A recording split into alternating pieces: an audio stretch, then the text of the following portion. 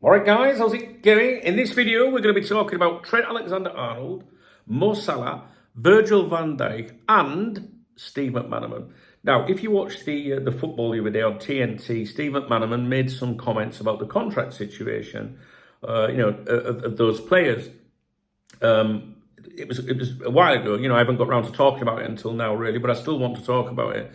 You'll have seen the quotes anyway. If you haven't, I'm going to go over them with you. Okay. Now, the thing is, the reason why I've singled these quotes out, I think it's kind of positive, right? If you're wanting them three players to sign, this is an indication that maybe things are all right and there's nothing to worry about at the moment. Maybe not everything's sorted, sealed, signed, delivered, but maybe everything's going all right. So, Steve McManaman, great Liverpool player back in the day, honestly. When John Barnes stepped aside, and moved on, he was the next best thing for me, was Steve McManaman. He was brilliant. I love them sort of players, Barnes, McManaman and that. Anyway, Steve McManaman, right, he knows Michael Edwards very well, and he actually lives near him, right? The pals, right? He's also a friend of Julian Ward as well. Now, obviously, Michael Edwards is the FSG, what's he called? Chief of Football, the FSG Director of Football, or whatever, CEO basically for the football operations. And Julian Ward is FSG's Technical Director of Football, right? So we know, and he works underneath Edwards, does Ward, with Richard Hughes, the club's sporting director. So we got that little structure there, right? Obviously, Edwards and Ward are very tight. But McManaman is friends with Edwards, lives near him, and Ward. They're really good friends, right? Now, let's focus on the quotes. What he actually said was, the circumstances for Trent and how it's come, this is well known. The sporting director and Jurgen leaving, so it's got to this limbo of sorts. What's helping is Virgil and Mo Salah are in the same predicament. There's been a problem with the club that it hasn't been sorted out sooner. Hopefully it won't be hard for the three of them, particularly Trent, to get it all sorted amicably.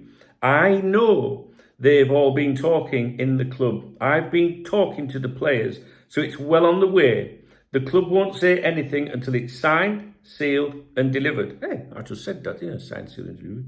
Anyway, now, back in September, the first week of September, McManaman commented again at the time, and he said, you hope the 3 deals will be done, and I know Liverpool are talking to them already about these contracts.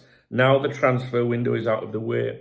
So I've been talking to, the players. He's obviously still on that level, talking to the players, and he's going to be talking to Edwards and Ward. Now, I'm not saying or suggesting for 1 minute that he's going to repeat, word for word, anything they say. Do you know what I mean? He's not going to. You don't do that. The amount of things you actually get to hear and know when someone tells you, and it is absolutely terrible when you can't pass that information on. It's really, really difficult.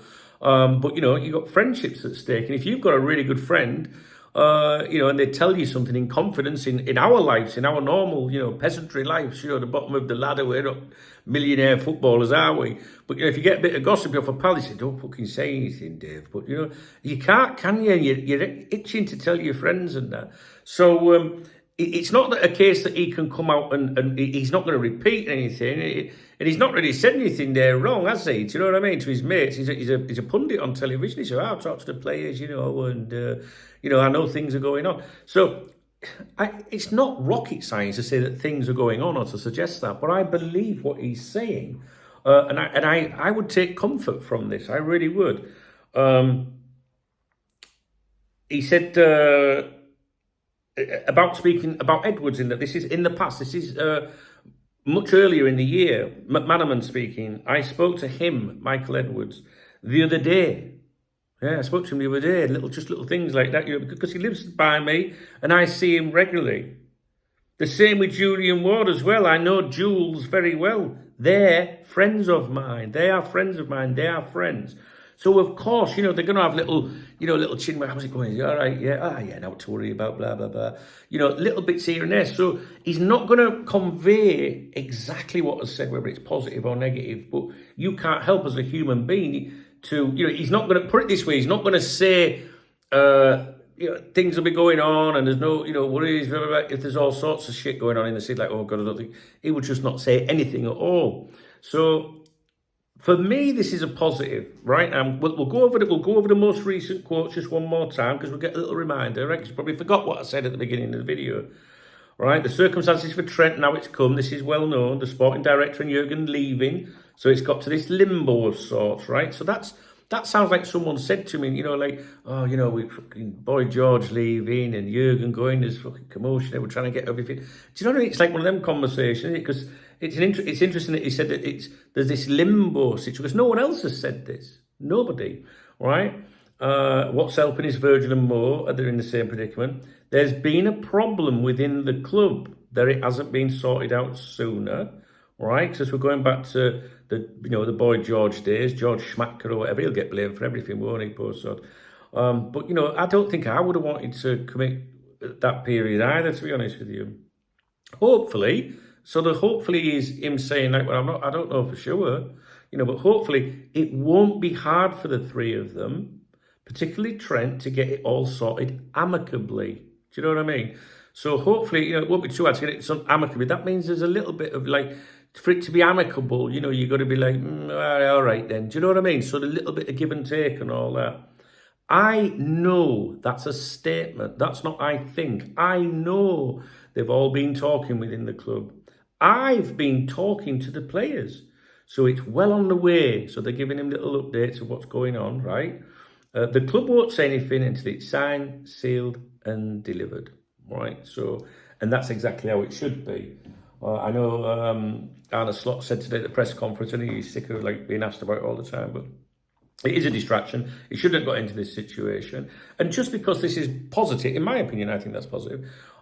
Just because it's positive doesn't mean that nothing, can go wrong. I still think that, from what I heard, that the Alexander camp, Trent Alexander-Arnold camp, are quite happy for the situation to drag on a little bit longer to see if Real Madrid do step up. I mean, if they did step up, it's a decision that the boys got to make. And I wouldn't have a problem with it, to be honest, if he conducts himself in a proper way. But, I don't know. Over here in Spain, no matter what they're telling you in England, it's not being discussed over here in Spain at the moment. We saw one article yesterday, which if you watch yesterday's videos, that was a Spanish journalist, Real Madrid mouthpiece, writing for a media outlet, that's based in Madrid, that is owned by a huge Spanish media organization, various newspapers, media and things like that is also based in Madrid. That's a lot of Madrid influence. And you could say, well, maybe they know what's going on then. Or you could just say, well, maybe they're just getting in our heads a little bit and just shit stirring and trying to give something of interest to the Real Madrid fans the day after a shock defeat in the Champions League. Coincidental or what? Do you know what I mean? So I won't worry too much about that. I can honestly tell you on the contract situation, I'm not worried at all. I genuinely am not worried at all. Yes, the Trent gets you a bit squeaky bum because it's getting later into the year, but I wouldn't be surprised if that comes out and, I always wanted to play for Liverpool. We're going to be subjected to a lot of Real Madrid, Trent Alexander-Arnold stuff as we approach that Champions League fixture between Liverpool and Real Madrid. And that'll be stuff coming from Spain. And I'm, perfectly positioned to keep an eye on that for you. I told you I think this will happen later this month, possibly early November, but I think later this month, to be honest with you. And you'll see all sorts of bizarre stuff coming out then, because that's what Real Madrid do. I don't believe the Liverpool clique of journalists that have always said that Real Madrid have always wanted him and all this. They've never stepped up to the table and put money on the table. But if he's free, then absolutely. Who wouldn't want him? Do you know what I mean? He'd be a great addition to the squad, as Rafa Benitez would say. For sure. So I'll leave that with you. Positive, I think. I would listen to... If you're going to listen to any, I'm pointing to the TV behind me, if you're going to listen to any of the football pundits that played for Liverpool, associated to Liverpool or anything to do with this kind of stuff, Steve McManaman's the one you want to be listening to. And there is also a journalist as well that is, very connected with McManaman, Fowler, that kind of thing, which would be Dave Maddock at the Mirror newspaper. But you don't hear much from him these days. But if you ever see anything in the Mirror from Dave Maddock, you pay attention to that, right? If it's to do with Liverpool, okay? So I'll leave that with you. Keep an eye on what Matt Manaman says, because he's not going to say anything really positive or really negative. He's not going to repeat things, but look how he answers the questions. Because imagine if you had some knowledge and it was like you can't be told, and your mates ask you a question like, did that Dave shag that Sandra then? You'd be like that.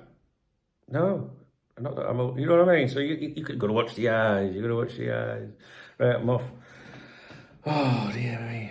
Dave and Sandra. I picked some names made, don't I? Sandra's not. We need Dave and Cindy. Dave and. See, I was going to say Maureen, but that's not a young name either, is it? Oh, look at Trisha. Dave shagged that Trisha that works behind there. I don't know, mate. I don't know. But do you know what I'm saying? You got to watch them. Hey, Dunk knows best. DKB. Not just a slogan, guys.